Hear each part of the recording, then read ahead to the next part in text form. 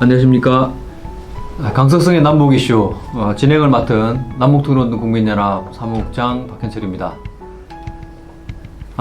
그동안 발생한 다양한 남북한 주요 이슈들을 엄선하여 심층적으로 분석하고 진단하는 강석성의 남북 이슈 그 6번째 시간을 시작하겠습니다. 오늘도 우리 남북통일연구소 소장이시며 월간 군사저널 편집위원장 겸 21세기 안보전략연구원 원장님으로 계신 강석성 박사님 나오셨습니다. 안녕하십니까? 네, 안녕하십니까? 5년 만에 열린 북한의 제8차 당대회가 지난 5일부터 12일까지 무려 8일간에 걸쳐 진행되었습니다. 이 대회에서 김정은, 지금은 총비서죠. 먼저 경제발전 5개년 전략에 대해서 엄청나게라는 표현까지 써가며 실패를 인정했습니다. 네. 또 그러면서 핵무력 등 군사력 강화에 대한 강한 의지를 밝혔는데요. 소장님, 이번 8차 당대회에 대해서 한번 짚어주시죠. 네. 이번 당대회는 내외에 큰 관심을 끌었습니다. 왜냐하면 적어도 북한 체제에 있어서 정권보다 우위에 있는 조선노동당 아니겠습니까? 네. 그래서 이 당이 2021년 새해를 맞이해서 김정은 정권이 어떤 방식으로 대내외 정책을 수립하고 집행해 나갈 것인가 하는 그 청사진이 제시될 것으로 예견되었기 때문입니다. 네. 그래서 잘 아시다시피 유엔 등 국제사회의 대북제재가 이어지고 있고, 또 여기에 작년에는 태풍과 홍수, 또 여기에 더 추가해서 코로나19 상황 등이 네. 이 복합적으로 작용했기 때문에 이른바 북한이 처한 상황이라는 것은 세 가지 큰 어려움, 삼중고라 그러죠. 네. 그래서 삼중고에서 무언가 새로운 정책과 또 조직, 또 인사 개편 조치가 이루어질 것으로 예견했기 때문입니다. 바로 이런 상황에서 김정은 위원장은 개회사를 통해서 조금 아까 말씀하셨듯이 지난 5년간을 일찍이 있어 본 적이 없는 최악 중의 최악으로 계속된 난국이었다라고 이제 규정을 하면서 네. 그동안 추진해왔던 5개년 경제 계획의 실패를 갖다가 자인했습니다. 네.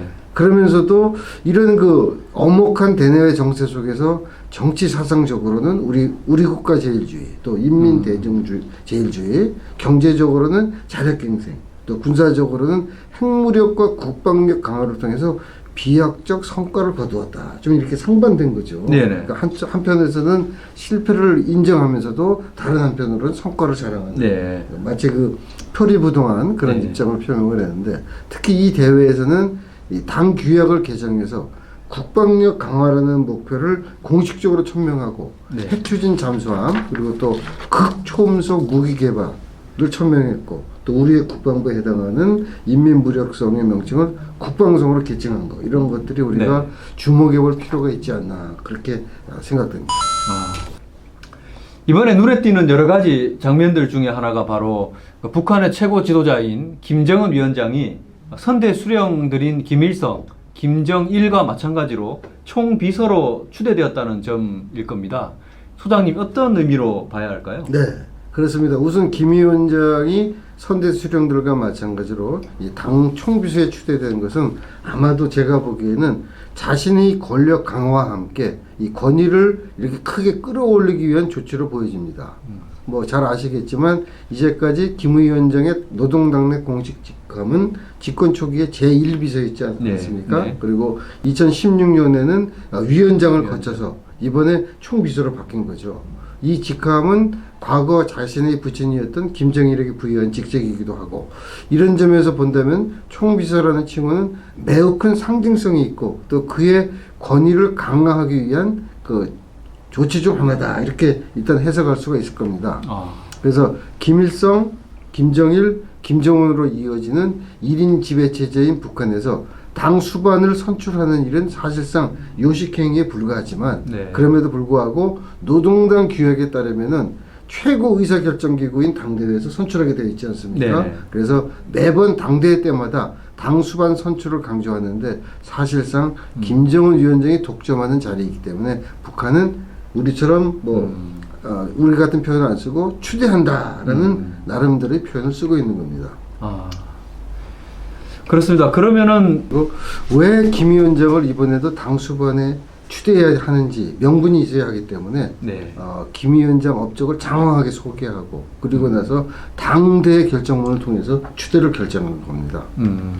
그런데 이번에 주목해 봐야 할 점은 총비서라는 당 직책, 조금 아까 말씀드렸지만 네. 이 직책이 주목해서 봐야 할 점은 이 총비서라는 당 직책의 명칭입니다. 네. 그래서 김일성 또 김정일이 당내 직함이 총비서였던 것과는 달리 김 위원장은 그동안은 총비서라고 이제 쓰질 않았습니다. 네. 명칭을. 즉 김정일 사망 다음엔 2012년 4월에 당 대표자회에서 당 수반에 추대됐지만 당시 그의 직함은 총비서가 아니라 제1비서였죠. 그리고 네. 2016년 5월의 실자 당대에서도 당 수반에 추대됐지만 그때도 역시 명칭이 당위원장이었지 총비서는 아니었던 거죠.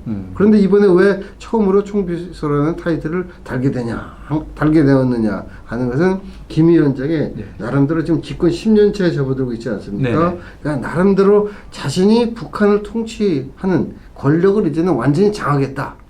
그렇기 때문에 네. 자신감도 생겼고 그래서 이제부터는 내가 선대수령인 김일성과 김정일과 같은 반열에 올라도 전혀 부족함이 없다. 그래서 자신이 권위를 내세우고 네. 그 이면에는 자신감이 생겼기 때문에 자신의 권력이 대내외 공고하다라는 네. 것을 과시하기 위해서 총비서라는 직책을 쓰게 된 것으로 해석할 수 있겠습니다. 그렇군요.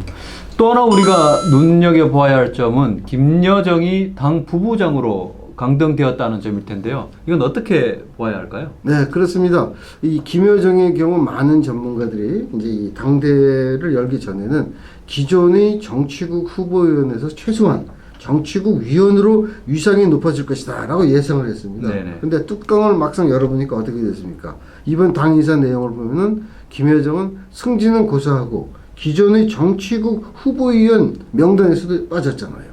사실상 정치국 회의에 참석할 수 있는 자격을 상실한 겁니다.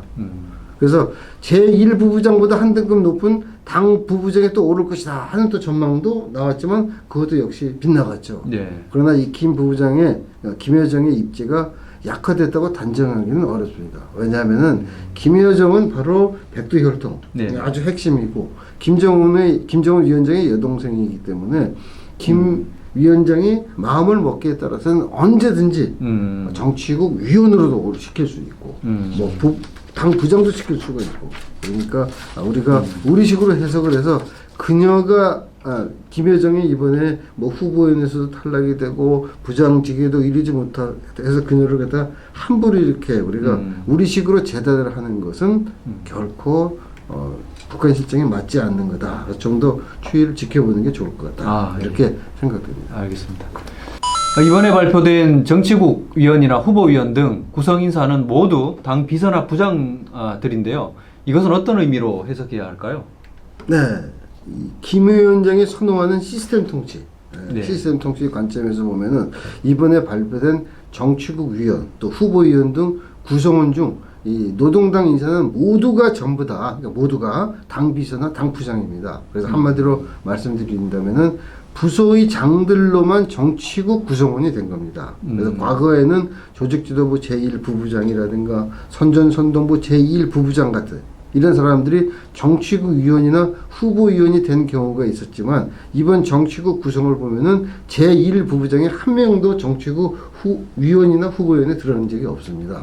그래서 김여정 제1부부장이 정치국에 포함되는 것은 아마도 이런 정치국 구성의 원칙과 어긋나는 것이기 때문에 뺀 것이 아니냐 이렇게도 우리가 유추해 볼 수 있습니다. 그렇군요. 이번 당대회에서는 대미 정책의 기조로 강대강 또 선대선 원칙을 밝혔습니다. 네. 미국이 북한 적대시 정책을 철회하면 북한도 거기에 맞춰 선의로 대하겠지만 만약 그렇지 않으면 힘으로 맞서겠다 뭐 이런 뜻인데요. 네.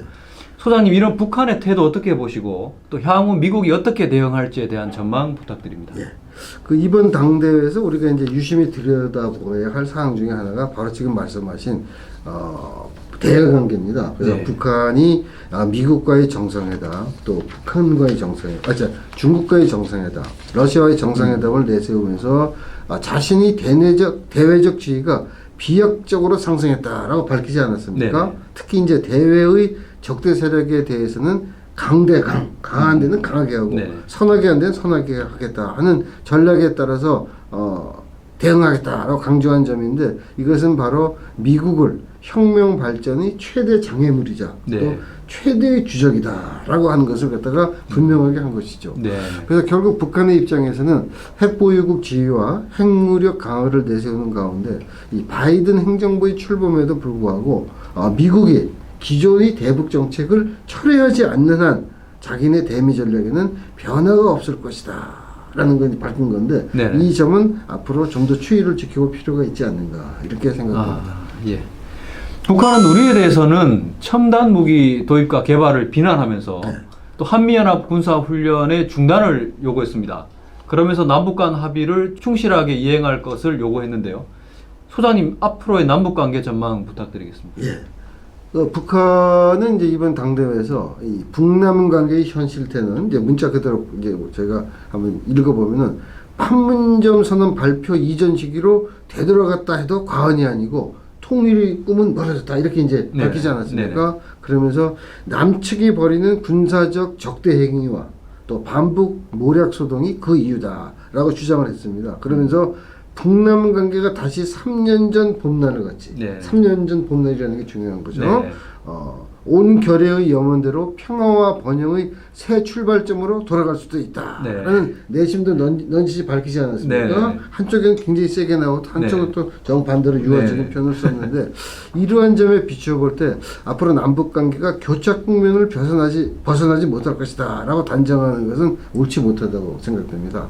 우리가 흔히 쓰는 뭐 위기가 곧 기회다라는 말처럼 네. 북한이 대화의 마당으로 나올 수 있도록 우리가 이럴 때일수록 인내심을 가지고 또 네. 지속적으로 설득해야 될 필요가 있고, 그러자면은 그런 가운데서도 정치 이념과 체제의 차이를 뛰어넘어서 교류하고 협력할 수 있는 새로운 대안이 무엇인가를 고민을 하고 거기에 따른 정책을 수립해야 될 것입니다. 그래서 이 경우에는 이렇게 단기적이고 일비할 수 있는 그런 것이 아니라 좀 더 큰 차원에서 거시적이고 포용적인 관점에서 북한이 이제 지속적으로 요구하는, 예를 들자면은 뭐 금강산 관광 개발이라든가 또 개성공단 재개 같은 거, 북한이 화루를 열자 그러지 않았습니까? 그래서 이런 사안을 중심으로 해서 대화의 물꼬를 트려는 노력을 계속할 필요가 있지 않는가. 그래서 계속 하다 보면은 남북 관계도 좋아지는 계기가 또 기회가 오지 않을까 이렇게 생각이 됩니다.